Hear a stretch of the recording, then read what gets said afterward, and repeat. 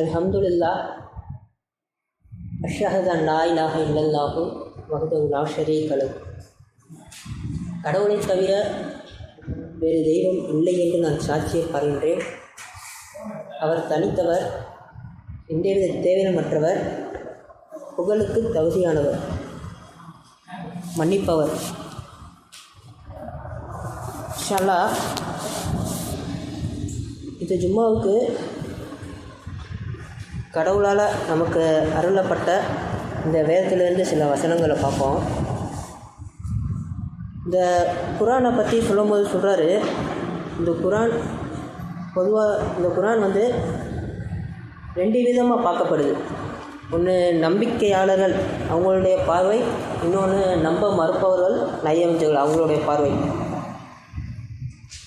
இந்த நம்பிக்கையாளர்கள் அவங்கள பொறுத்த வரைக்கும் இந்த குரான் அவங்களுக்கு ஒரு கலங்கரை விளக்காக இருக்குது அப்படிங்கிறத சொல்கிறார். இது அவங்களுக்கு ஒரு வழிகாட்டியாகவும் இருக்குது. அவங்களோட இதயத்தை தொந்தரவு செய்கின்ற எந்த ஒரு விஷயத்துக்குமே இந்த குரானானது அவங்களுக்கு நிவாரணம் அளிக்கக்கூடியதாக இருக்குது. இது நம்பிக்கையாளர்களோட பார்வையாக இருக்குது. இந்த குரானை பற்றி அதை முற்றிலும் நம்பக்கூடியவங்களாக இருக்கிறாங்க. அதனால தான் அவங்கள நம்பிக்கையாளர்கள் அப்படின்னு கடவுள் சொல்கிறார். நான் இறக்கி அனுப்புகின்ற ஒவ்வொன்றிலும் அவங்க நம்பிக்கை கொள்ளக்கூடியவங்களாக இருக்கிறாங்க அப்படிங்கிறத சொல்கிறார். ஏன் அவங்களுக்கு மட்டும் இந்த உண்மை புரியுது, இந்த சத்தியம் அவங்களுக்கு மட்டும் எப்படி தெளிவாக தெரியுது அப்படின்னு பார்த்தோம்னா, ஏன்னா நம்மளும் இந்த குரானை படிக்கிறோம். நம்ம படிக்கும்போது இந்த குரான் நமக்கு நம்மளோட கஷ்டங்களுக்கு ஆறுதல் அளிக்கக்கூடியதாக இருக்குது, நமக்கு உபதேசம் செய்யக்கூடியதாக இருக்குது இந்த குரான். ஏன்னா இந்த குரான் படி தான் நீங்கள் இருக்கணும், உங்களுடைய வாழ்க்கை உங்களுடைய மார்க்கத்துக்கு அர்ப்பணிச்சுக்கோங்க, இந்த ஏகத்துவ மார்க்கத்துக்கு அர்ப்பணிச்சுக்கோங்க அப்படிங்கிறத கடவுள் நமக்கு கட்டளையாக சொல்கிறார். அதுதான் அந்த மாதிரி தான் நீங்கள் இருக்கணும் அப்படின்னு உபதேசம் பண்ணக்கூடியதாக இருக்குது. அதனால தான் அவங்கள கடவுள் நம்பிக்கையாளர்கள் அப்படிங்கிறத சொல்கிறார். ஏன்னா இந்த குரான் மட்டும் இல்லை, நம்ம வாழ்க்கையில் நடக்கக்கூடிய சூழ்நிலைகளின் போதும், ஒவ்வொரு சந்தர்ப்பங்களின் போதும் கடவுள் தான் கடவுள், அவரை தவிர்த்து வேறு எந்த கடவுளுமே இல்லை அப்படிங்கிறத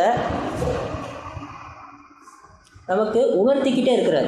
அந்த சத்தியத்தை நமக்கு தெரியப்படுத்திக்கிட்டே இருக்கிறார் கடவுள். நம்ம எல்லாரோட வாழ்க்கையிலையுமே, ஒவ்வொருத்தர் வாழ்க்கையிலையுமே அதை நடத்திக்கிட்டே இருக்கிறார். அதை தான் இந்த குரானில் சுருக்கமாக கொடுத்துருக்குறார். அதனால தான் இது அவங்களுக்கு நிவாரணம் அளிக்கக்கூடியதாக இருக்குது. அவங்க தான் அகப்பார்வையுடையவங்களாக இருக்கிறாங்க, அவங்களுடைய பார்வை தான் எக்கு போல் உறுதியானதாக இருக்குது அப்படிங்கிறத சொல்கிறார். ஏன்னா அதே சமயம் நம்ப மறுப்பவர்கள் அவங்கள பற்றி சொல்கிறாங்க, அவங்களுக்கு இந்த குரானானது வெறும் வார்த்தைகள் மட்டும்தான். இங்கே இருக்கிற கோடிக்கணக்கான புத்தகங்களோடு சேர்ந்து இது கூடுதலாக ஒரு புத்தகம் அவங்களுக்கு. வேறு அவங்களுக்கு அதுக்கு மேலே இதில் என்ன இருக்குதுன்னு அவங்களுக்கு புரியறதில்லை. ஏன்னா அதை தான் 10:39 சொல்கிறாரு.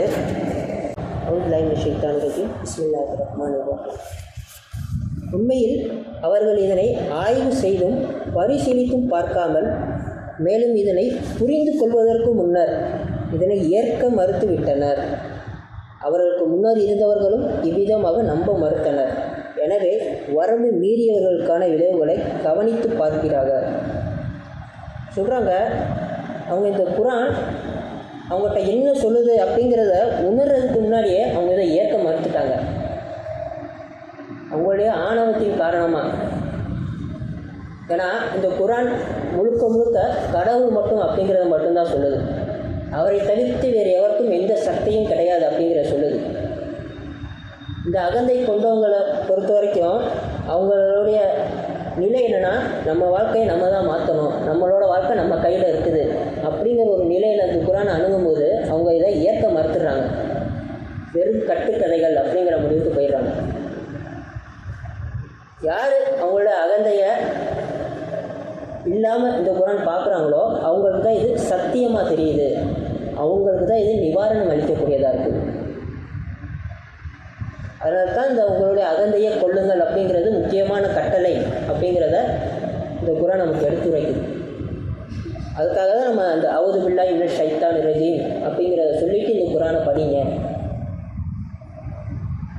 பிஸ்மில்லாஹிர் ரஹ்மானிர் ரஹீம் சொல்லிவிட்டு இந்த குரானை படிங்க. முழுக்க முழுக்க உங்களுடைய அகந்தையை கொண்டுட்டோம் கடவுள்கிட்ட மட்டுமே சரணடைஞ்சிட்டு இந்த குரானை படிங்க.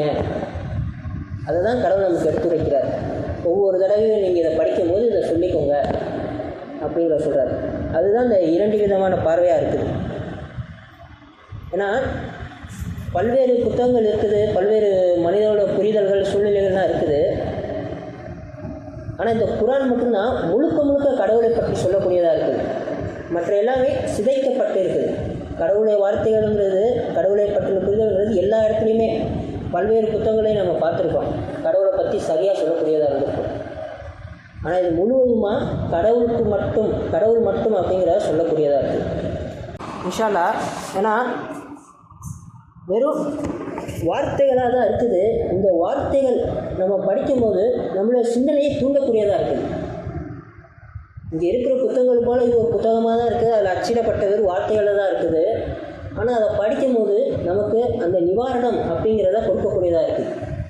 அதனால தான் இதை அவங்க கடவுளுடைய வார்த்தைகள் அப்படிங்கிறத சொல்கிறாங்க. மற்ற எதை படிக்கும்போதும் அவங்களுக்கு இந்த இதை அவங்களுக்கு கிடைக்கிறது இல்லை, அவங்களோட வழிகளுக்கான மருந்து கிடைக்கிறதே இல்லை. இந்த குரான், இந்த கடவுள், அந்த இது அவங்களுக்கு தெரியும் போது தான், அது அவங்க உணரும் போது தான் அவங்களுக்கு அந்த நிவாரணமானது கிடைக்கக்கூடியதாக இருக்குது. இந்த உலக வாழ்க்கையே ஒரு சோதனையாக இருக்குது, வெறும் கஷ்டங்களாக தான் இருக்கும் உங்களுக்கு அப்படிங்கிறத சொல்கிறாரு. அதற்காக தான் இந்த குரானை நீங்கள் அதிகமாக படிங்க, உங்களுக்கு அதிகமாக நிவாரணம் கிடைக்கும், உங்களுக்கு அதிகமாக ரிலீஃப் கிடைக்கும் அப்படிங்கிறத சொல்கிறார் இன்ஷா அல்லாஹ். தொடர்ந்து பார்ப்போம். நம்மளுடைய வாழ்க்கை அப்படிங்கிறது கடவுள் நமக்கு சொல்லி கொடுத்துட்டார், எப்படிப்பட்டதாக இருக்கும். நம்மளோட வாழ்க்கை முடிவு அப்படிங்கிறது 2 இடம்தான், சொர்க்கம் நரகம் மட்டும்தான். ஆனால் இந்த காலத்தவணை, இதில் நீங்கள் எதுக்குள்ளெல்லாம் போவீங்க, எதுக்குள்ளெல்லாம் வெளியே வருவீங்க, எப்படிலாம் நீங்கள் மீட்கப்படுவீங்க, எப்படிலாம் நீங்கள் சோதிக்கப்படுவீங்க அப்படிங்கிறது நமக்கு தெரியாமலே இருக்குது. ஆனால் ஒவ்வொருத்தருமே ஒவ்வொரு விதமான வாழ்க்கையை வாழ்ந்துட்டு இருக்கிறோம். ஒவ்வொரு விதமான வாழ்க்கையை ஒவ்வொருத்தருக்கும் கடவுள் தீர்மானிச்சிருக்கிறார். அதை ஏன் கடவுள் நமக்கு தெரியப்படுத்தலை? அந்த ப்ராசஸ் அதுதான் நம்மளை வளர்த்தெடுக்கிற ஒரு ப்ராசஸாக இருக்குது. நம்ம பிறந்ததுலேருந்து அந்த இறப்பு வரைக்கும் நம்ம வாழ்கிற வாழ்க்கை தான் நம்மளோட ப்ராசஸாக இருக்குது. எந்த மாதிரி நம்ம வாழ்கிறோம் அப்படிங்கிறது. அதுக்கு கடவுள் நமக்கு ஜோசப் அவரை வச்சு நமக்கு சொல்லி கொடுக்குறாரு. 12வது சூறாவில் இன்ஷா அல்லாஹ் பார்ப்போம். இதில் சில வசனங்களை பார்ப்போம். சூரா 12 ஜோசப். அவருடைய வாழ்க்கை எப்படிப்பட்டதாக இருக்குது. ஏன்னா சில வசனங்களில் சொல்கிறாரு, தூதர்கள் உங்களுக்கு ஒரு முன்மாதிரியை அமைக்கிறாங்க. இந்த குரானில் தூதருடைய வரலாறு எடுத்துரைக்கப்பட்டதற்கான காரணமே அதுதான் இங்கே இந்த ஜோசப் அவருடைய வரலாறுலையும் கடவுள் நமக்கு சொல்கிறாரு. 12:9 சொல்கிறாரு. சும்மா ஒவ்வொன்றா படிக்கிறேன். இது அவங்களுடைய சகோதரர்கள் அவர்களுக்கு எதிராக சூழ்ச்சி செய்கிறத பற்றி சொல்கிறார். உங்கள் தந்தையின் கவனத்தை நீங்கள் ஓரளவு அடைவதற்காக நாம் ஜோசப்பை கொண்டு விடுவோம் அல்லது ஊரை விட்டு அவரை துரத்தி விடுவோம். அதற்கு பிறகு நீங்கள் நல்ல மனிதர்களாகி விடலாம் சொல்கிறாங்க. இந்த மாதிரி அவங்க கூட இருக்கிறவங்களே அவருக்கு எதிராக ஒரு சூழ்ச்சி செய்கிறாங்க. அதுக்கு அடுத்த வசனத்தில் அவரை கிணத்தில் தூக்கி எறிஞ்சிடுறாங்க.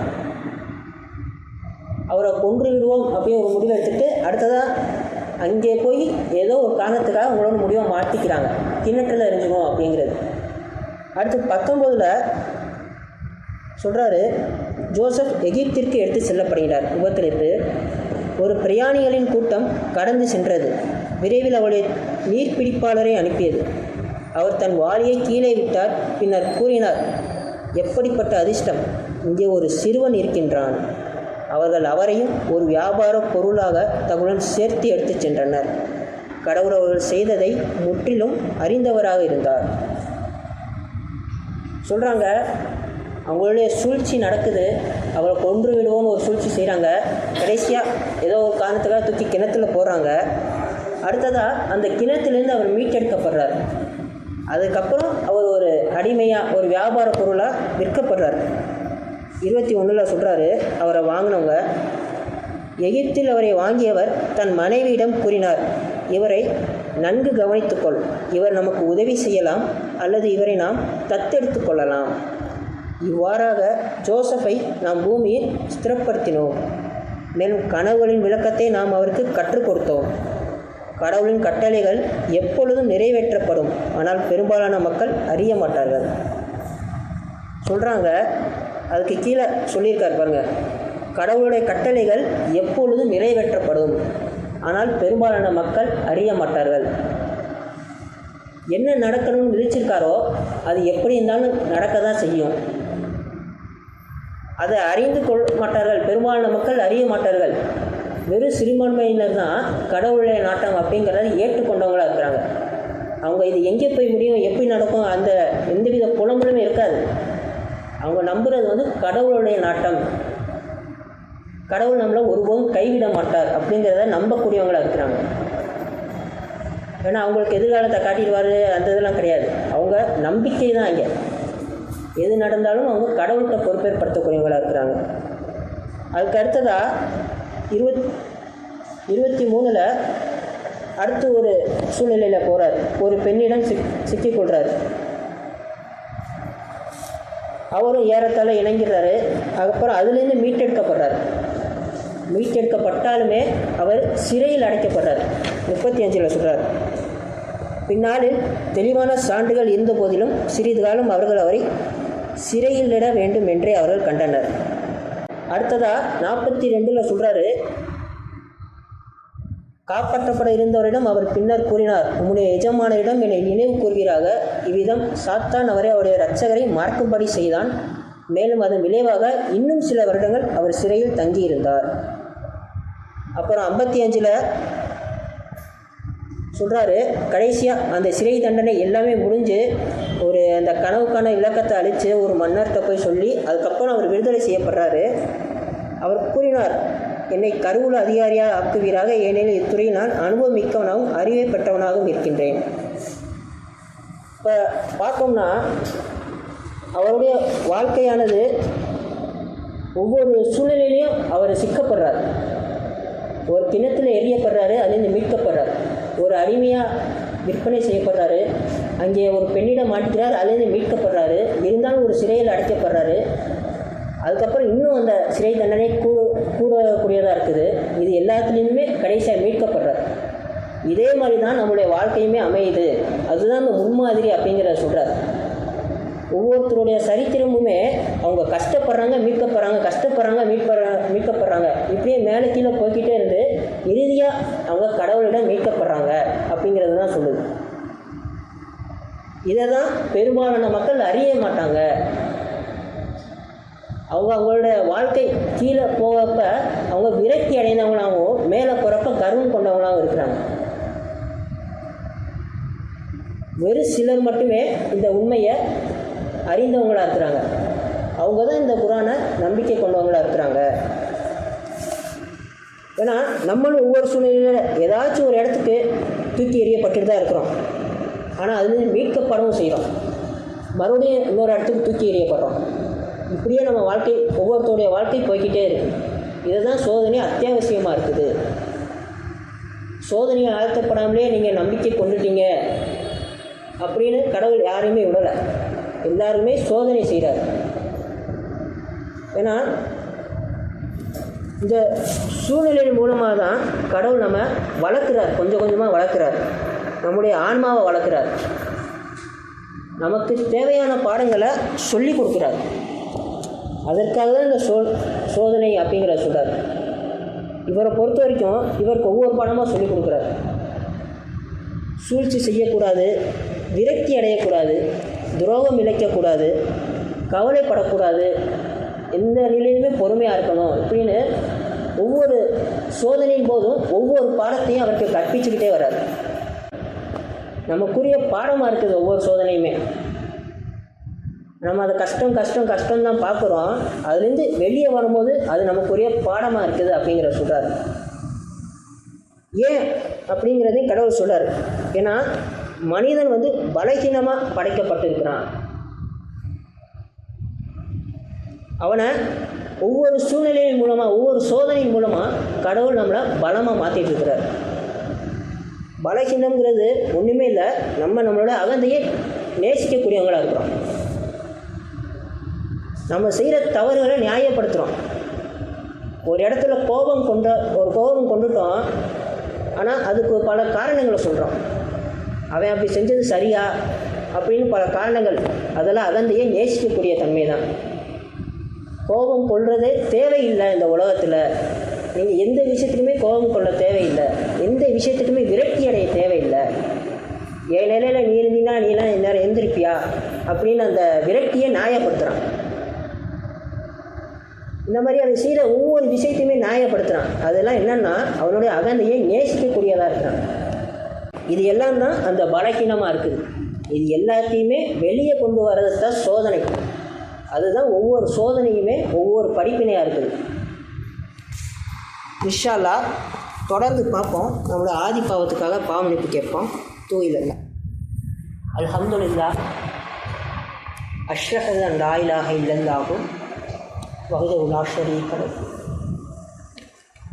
கடவுளை தவிர வேறு தெய்வம் இல்லை என்று நான் சாட்சியம் பாருகின்றேன். அவர் தனித்தவர், ஈடு இணையலற்றவர், மன்னிப்பவர், மிக்க கருணையாளர். இன்ஷா அல்லாஹ் பார்த்தோம். பலகீனமான மனிதனை பலப்படுத்துறதுக்கு தான் நமக்கு சோதனைகளை கடவுள் வடிவமைச்சிருக்கிறாரு அப்படிங்கிறத பார்த்தோம். அதே அந்த 12வது அத்தியாயத்திலே அந்த 9வதுக்கு மேலே ஒரு உபத்தலைப்பு கொடுத்துருப்பாரு. ஜோசப்பின் விதி கடவுளால் முன்னரே தீர்மானிக்கப்பட்டு விட்டது அப்படிங்கிறது. அதாவது இந்த சூழ்நிலைகளுக்கு எல்லாம் முன்னாடி அவர் ஃபஸ்ட்டு அந்த சோதிக்கப்படுறார் இல்லையா, அவரை கொன்றுவோம் அப்படியே சூழ்ச்சி செய்கிறாங்க இல்லையா, அதுக்கு முன்னாடி இதே மாதிரி தான் நம்ம ஒவ்வொருத்தருடைய விதியுமே முன்னரே தீர்மானிக்கப்பட்டதாக இருக்குது. நம்ம எதுக்குள்ளே போகணும், என்னென்ன செய்யணும், இப்படி ஒவ்வொன்றையுமே கடவுள் தீர்மானித்து வச்சுருக்கிறேன் அப்படிங்கிற சொல்கிறார். அங்கே ஜோசப்பின் விதி மட்டும் இல்லை, ஒவ்வொருத்தருடைய விதியும் கடவுளால் முன்னரே தீர்மானிக்கப்பட்டு விட்டது. அதுதான் இங்கே விஷயம். அதுதான் நமக்குரிய படிப்பினையாக இருக்குது. இன்ஷா அல்லாஹ் தொடர்ந்து பார்ப்போம். அதே மாதிரி தான் ஒவ்வொரு தூதர்களுடைய வாழ்க்கை வரலாறுமே அதை தான் குறிக்குது.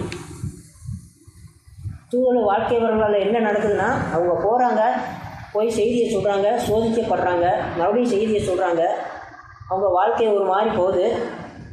இதே தான் நம்ம வாழ்க்கையிலுமே நடக்கக்கூடியதாக இருக்குது. நமக்கு அந்த செய்தி சொல்லப்பட்டுக்கிட்டே தான் இருக்குது. ஒவ்வொரு நொடியும் சரி, ஒவ்வொரு சூழ்நிலையும் போதும் நமக்கு அந்த செய்தி எடுத்துரைக்கப்பட்டுக்கிட்டே தான் இருக்குது. ஆனால் நம்ம அதை விட்டு விலகி போகிறோம், சில சமயம் செவி கொடுக்குறோம். இதே மாதிரி தான் நம்ம வாழ்க்கையும் மேலேயும் கீழேயும் போய்கிட்டே இருக்குது. இன்ஷா அல்லாஹ் அடுத்ததாக ஒன்று சொல்கிறாரு. இப்போ ஒன்றுமே இல்லை, நம்மளுடைய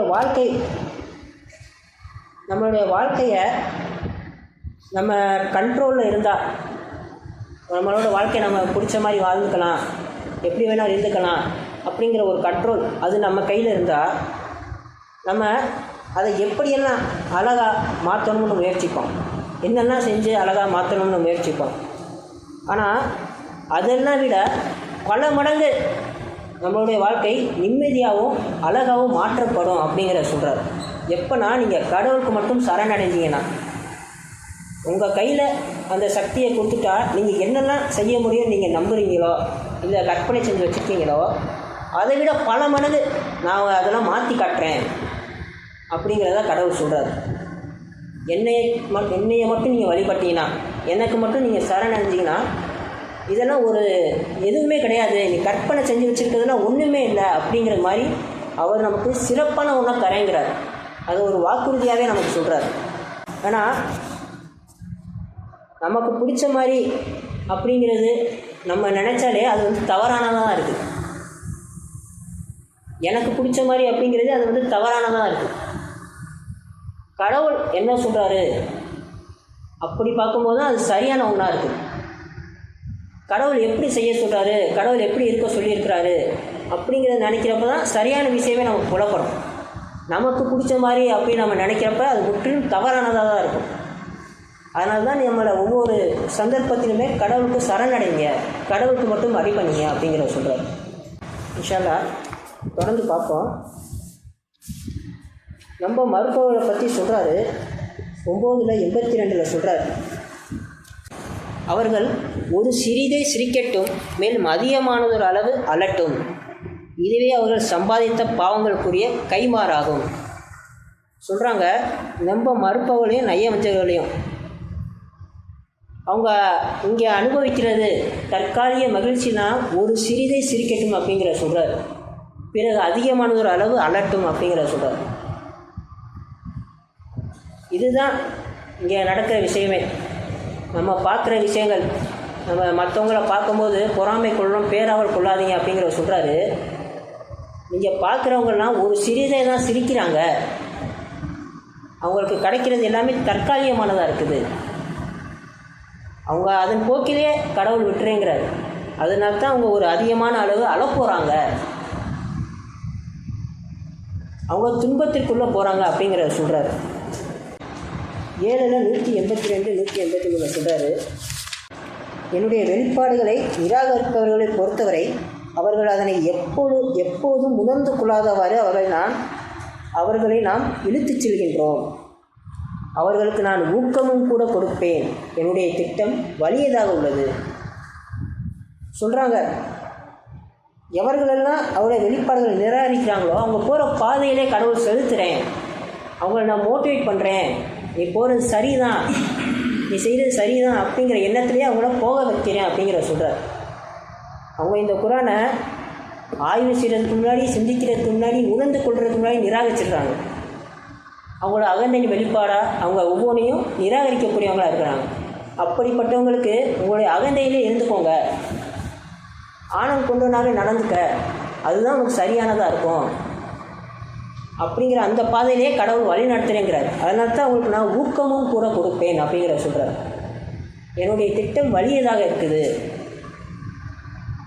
நம்ம என்ன மனநிலையில் இருக்கிறோமோ கடவுள் நம்மளை அதிலேயே செலுத்துகிறேங்கிறத சொல்கிறார். நம்மளோட அகந்தையை பற்றி பிடிச்சிட்டு இருக்கிறோம்னா அந்த வழியிலே உன்னை செலுத்துகிறேன், இல்லை என்னை காப்பாற்ற நீங்கள் தான் உதவி செய்யணும், என்னால் என்னை காப்பாற்றிக்க முடியலை அப்படின்னு சரணடைந்தீங்கன்னா அந்த வழியிலே நான் உங்களை கொண்டு போகிறேன் அப்படிங்கிறத சொல்கிறார். இதுதான் கடவுள் நமக்கு வாக்குறுதியாகவே கொடுக்குறாரு. யாருக்கு என்ன நடக்கணும், எப்படி இருப்பாங்க அப்படிங்கிறத முன்னரே தீர்மானிக்கப்பட்டு அதன் பாதையிலே நான் நடத்திட்டு இருக்கேன் அப்படிங்கிறத சொல்கிறாரு. ஒவ்வொரு ஆன்மாவும் எந்த தகுதியோடு இருக்குது, எந்த தகுதியை அடையுது, அதுக்கேற்ற மாதிரி எல்லாமே நான் முன்னாடியே தீர்மானித்து வச்சுட்டேன். நம்ம வாழ்க்கையிலையும் நம்ம இந்த மாதிரி பல சூழ்நிலைகள் சந்தர்ப்பங்களில் கடவுளை நிராகரிச்சிருக்கிறோம். கடவுள்கிட்ட பொறுப்பேற்படுத்தாமல் மற்றவங்களை நம்பி இருந்திருக்கிறோம். செய்கிற பாவங்களுக்கு கடவுள்கிட்ட கூட பாவம் கேட்டிருக்க மாட்டோம், மற்றவங்கள்ட்டலாம் மன்னிப்பு கேட்டுட்ருப்போம். இந்த மாதிரி ஒவ்வொரு சூழ்நிலையிலுமே நம்ம பல்வேறு சூழ்நிலையில் கடவுளை மறந்த நிலை, அதாவது கடவுளை நிராகரிக்கிறது தான் அது. கடவுளை நம்ம எப்போல்லாம் மறக்கிறோமோ, கடவுள் நமக்கு கொடுத்த வாய்ப்புகளை எப்போல்லாம் வீணடிக்கிறோமோ அதெல்லாம் கடவுளை நிராகரிக்கிறது. நீங்கள் எனக்கு தேவையில்லை அப்படிங்கிற அந்த இடத்துக்கு போகிறது. இந்த மாதிரி பல சூழ்நிலையில் நம்ம கடவுளுக்கு எதிராக கலந்து செஞ்சுக்கிட்டே தான் இருக்கோம். அதுக்கு தான் கடவுள் நமக்கு ஒவ்வொன்றா சொல்லி தந்துக்கிட்டே இருக்கிறார். ஒவ்வொரு தூதர்களை பற்றியும் ஒவ்வொரு நபிமார்களை பற்றியும் நமக்கு எடுத்துரைக்கிறது அதுக்காக தான். வாழ்க்கை இப்படிப்பட்டதாக தான் இருக்கும், நீ சோதனைக்குள்ளே போக, இன்னும் கீழே கூட போக, ஆனால் இறுதியாக நீ மீட்கப்படுவ அப்படிங்கிறத கடவுள் வாக்குறுதியாக சொல்கிறார். இன்ஷா அல்லாஹ் நம்மளும் நமக்கு நடக்கக்கூடிய எல்லா சூழ்நிலையிலும் எல்லா நேரத்துலையுமே கடவுள் மட்டும் அப்படிங்கிறத பற்றி பிடிச்சிருந்தோம்னா கடவுள் நம்மளை அந்த வழியிலே கூட்டிகிட்டு போவேன், இன்னும் அதிகமாக நான் உனக்கு சொல்லித் தருவேன், ஒருபோதும் உன்னை கைவிட மாட்டேன் அப்படிங்கிறத நமக்கு வாக்குறுதியாக தராரு. இன்ஷா அல்லாஹ் அப்படி இருக்க கடவுள்கிட்ட பிரார்த்தனை செய்வோம், உறவு கொள்வதற்கு ஆயத்தமாகவும். ஹக்கீம் இன்ஷா அல்லாஹ்.